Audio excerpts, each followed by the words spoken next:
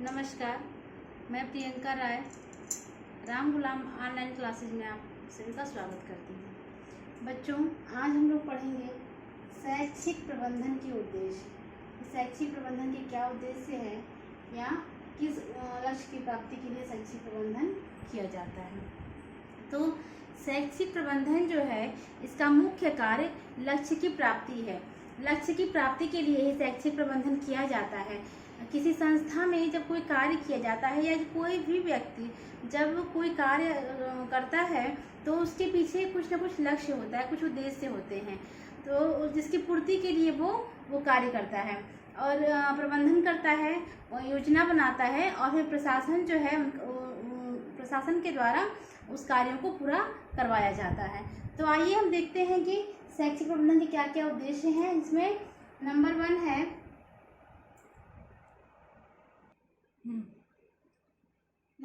योग्य एवं कुशल नागरिक तैयार करना। योग्य एवं कुशल नागरिक तैयार करना शैक्षिक प्रबंधन का उद्देश्य है। पहला उद्देश्य है, जो भारत देश है वह जनतंत्रीय शासन व्यवस्था है हमारे देश में, और इस जनतंत्रीय शासन व्यवस्था को चलाने के लिए कुशल नागरिकों की आवश्यकता है और इस आवश्यकता की पूर्ति के लिए ही शैक्षिक प्रशासन जो है वो शिक्षा के क्षेत्र में बहुत सारे कार्य करता है और उसमें उपलब्धि प्राप्त करता है।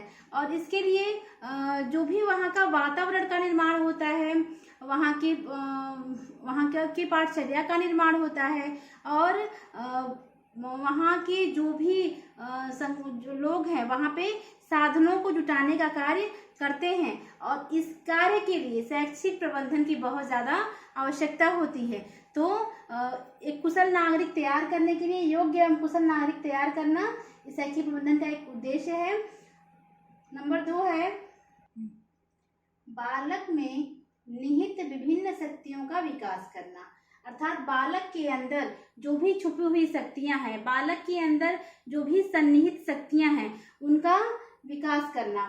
और इससे तात्पर्य है कि बालक का सर्वांगीण विकास करना। सर्वांगीण विकास से तात्पर्य है कि बालक का शारीरिक, मानसिक, चारित्रिक, नैतिक, सांस्कृतिक और जो आध्यात्मिक विकास, ये सारे विकास इसमें आएंगे, क्योंकि जो आज का बालक है वह कहीं ना कहीं समाज निर्माण के लिए उत्तरदायी है या कल का वो राष्ट्र निर्माता है। तो बालक के विकास को शिक्षा के क्षेत्र में बहुत ज़्यादा इसका शिक्षा का योगदान है बालक के विकास में, और बालक का विकास अगर होगा तो समाज उससे प्रभावित होगा। और शैक्षिक प्रबंधन का उद्देश्य है कि बालक में निहित विभिन्न शक्तियों का विकास करना।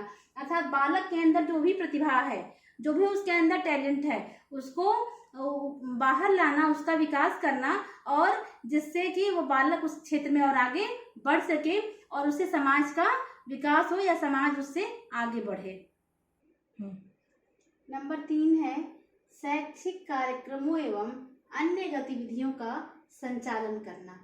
शैक्षिक कार्यक्रमों एवं अन्य गतिविधियों का संचालन करना, इसके अंतर्गत जो भी विद्यालय में शिक्षा से जुड़े हुए कार्यक्रम हैं या जो भी पाठ्य सहगामी क्रियाएं हैं, इनका समुचित प्रकार से संचालन करना या सही प्रकार से संचालन करना, विभिन्न प्रकार के कार्यक्रमों का आयोजन करना भी इस शिक्षा के क्षेत्र में आएगा या शैक्षिक कार्यक्रमों में आएगा।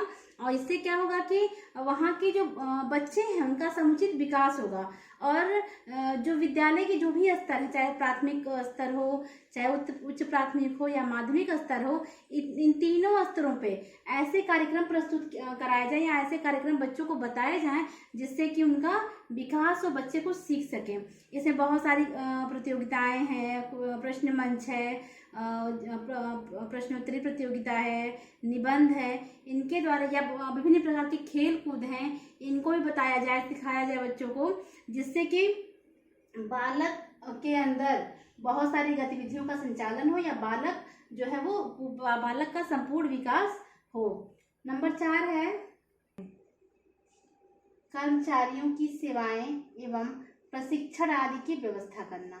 कर्मचारियों की सेवाएं, अर्थात कहने का तात्पर्य है कि जो भी शैक्षिक प्रबंधन है, शैक्षिक प्रबंधन के अंतर्गत शिक्षा विभाग से जुड़े जो भी कर्मचारी हैं उनकी सेवा शर्तें, यानी कि जिस शर्त पे उन्होंने अपनी सेवा देने का कार्य किया है, नियुक्ति, उनकी प्रशिक्षण इत्यादि की व्यवस्था करना इसमें आता है या उसकी आवश्यकता होती है। और इसकी आवश्यकता अनुसार ही उन व्यक्तियों को प्रशिक्षण प्रदान करना, उनको निर्देशन देना और उनको चीज़ों को बताना कि कैसे वो कार्य को करेंगे। और जो भी वहाँ के कार्मिक लोग हैं, जो कार्य करने वाले लोग हैं, उनको जो भी वहाँ की चीज़ें हैं उसके बारे में बताया जाए और जिससे कि वो आपस में मिलजुल के कार्य करें। जो विद्यालय प्रबंधन का जो कार्य है वो पूर्ण हो सके। उनकी ट्रेनिंग इस प्रकार हो कि जिस कार्य के लिए उनकी नियुक्ति हुई, जिन सेवा शर्तों पे जिस कार्य के लिए उनकी नियुक्ति हुई, वो अपने कार्य को वहाँ बहुत अच्छे प्रकार से करें। इस विषय में ग्राहम बेलफोर महोदय ने कहा है, ग्राहम बेलफोर महोदय का विचार है कि प्रबंधन का जो लक्ष्य है वो प्रबंधन का लक्ष्य है कि ठीक विद्यार्थी को, प्रबंधन का लक्ष्य है कि ठीक विद्यार्थी को ठीक प्रकार के अध्यापक से प्रबंधन का लक्ष्य है कि ठीक विद्यार्थी को ठीक प्रकार के अध्यापक से राज्य की वित्तीय परिस्थिति के अनुसार ठीक शिक्षा मिले। ग्राहम बेलफोर महोदय का विचार एक बार हम फिर से प्रस्तुत करेंगे। ग्राहम बेलफोर का विचार है कि प्रबंधन का लक्ष्य यह है कि ठीक विद्यार्थी को ठीक प्रकार के अध्यापक से राज्य के वित्तीय परिस्थिति के अनुसार ठीक शिक्षा मिले। नंबर 5 है शैक्षिक संस्थाओं का निरीक्षण, पर्यवेक्षण कराना एवं निर्देशन देना। शैक्षिक संस्था, जो भी शैक्षिक संस्थाएं हैं, विद्यालय हैं, स्कूल हैं, उनका समय समय पर निरीक्षण कराना, पर्यवेक्षण कराना और जो भी वहाँ के लोग हैं उनको समय समय पर आवश्यकता अनुसार निर्देशित करना शैक्षिक प्रबंधन का एक उद्देश्य है। इसमें होता क्या है कि जो वहाँ के लोग हैं, जब उनको चीज़ें बताई जाएंगी, जो वहाँ पे कर्मचारीगण हैं, जो वहाँ पे कार्मिक लोग हैं, तो जब उनको चीज़ें जो भी हैं, जब उनका निरीक्षण होगा, पर्यवेक्षण होगा, तो जो वो कार्य कर रहे हैं उनमें जो भी अगर कुछ वो सही नहीं कर पा रहे हैं तो उनको समय समय पे वो चीज़ें बताई जाएंगी, उनको निर्देशित किया जाएगा कि हाँ आप ये कार्य इस प्रकार से करिए। और इस प्रकार उनके जो शिक्षा की गुणवत्ता है वो विकसित होगी उनके अंदर और उनके कार्यों में सुधार होगा। तो शैक्षिक संस्थाओं का निरीक्षण, पर्यवेक्षण कराना बहुत अच्छा है, इसका सही उद्देश्य है। और निर्देशन देना भी सही है, क्योंकि बिना निर्देशन के कोई कार्य सही नहीं हो सकता है। इसके लिए डॉक्टर संपूर्णानंद ने एक विचार दिया था या कहा था कि शैक्षिक प्रबंधन जो है वो ऐसा होना चाहिए कि जो अध्यापक हैं वह अपने खुद पर विश्वास करें और जो कक्षा में वो अपनी कक्षा में जो वो बता रहे हैं, जो वो पढ़ा रहे हैं, वो जो अपनी विशेषता को कक्षा में पूरी तरह से प्रस्तुत करें। अर्थात अध्यापक के अंदर जो विशेषता हो वह कक्षा में उसको पूरी तरह से प्रस्तुत करें और इसके साथ ही साथ अध्यापक का उत्साह कम न हो, उनमें उत्साह बना रहे। इसके लिए जो प्रशासक हैं उनके द्वारा हमेशा प्रोत्साहन मिलना चाहिए। तो डॉक्टर संपूर्णानंद के विचार सही है कि जो भी प्रबंधन ऐसा होना चाहिए कि अध्यापक जो भी कार्य करें वो विश्वास से करें और जो भी उनके अंदर विशेषता है, जो उनकी काबिलियत है, उसको अपनी कक्ष में अध्यापन के दौरान प्रस्तुत करें। और अगर कहीं उनके विश्वास में, उनके उत्साह में कमी होती है, उनके आत्मविश्वास में कमी होती है, तो जो वहाँ का प्रशासक है उस विद्यालय का, उन अध्यापकों को हमेशा प्रोत्साहित करें जिससे कि वो अपना कार्य सही प्रकार से कर सकें। नंबर 6 है वित्त की व्यवस्था करना। वित्त अर्थात धन की व्यवस्था करना। तो जो शैक्षिक प्रबंधन है इसका एक उद्देश्य है कि जो शैक्षिक कार्यक्रम विद्यालयों में या कहीं भी चलाए जा रहे हैं या उनका संचालन जिन कार्यक्रमों का हो रहा है उसके लिए धन की, अर्थ की व्यवस्था करें।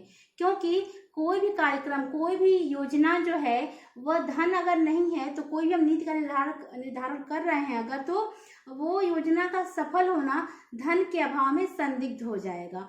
तो धन कहाँ से आएगा, किस प्रकार से आएगा, कैसे हमको प्राप्त होगा और उसका उपयोग किस प्रकार होगा, इसकी व्यवस्था करना शैक्षिक प्रबंधन का उद्देश्य है।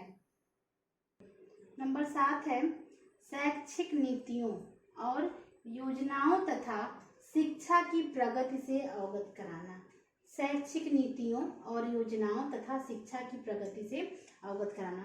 शैक्षिक प्रबंधन का ये उद्देश्य है कि जो भी शिक्षा के क्षेत्र में जिन नीतियों का निर्धारण किया जा रहा है या जो नीतियां बनाई जा रही हैं, जो योजनाएं बनाई जा रही हैं जिससे कि शिक्षा की प्रगति हो, इससे भी लोगों को अवगत कराना, बताना इसको कि शिक्षा के क्षेत्र में क्या क्या नीति बनाई जा रही है, लोग बच्चों के लिए, वहाँ पे पढ़ने वाले बच्चों के लिए क्या योजनाएं बनाई जा रही हैं या क्या योजनाएं हैं, और उसकी जो प्रगति है अर्थात जो उसका विकास है उससे लोगों को अवगत कराना, जिससे कि जो अपव्यय और अवरोधन है उसको रोका जा सके। हार्टांग समिति में भी अपव्यय अवरोधन को रोकने की बात कही गई थी।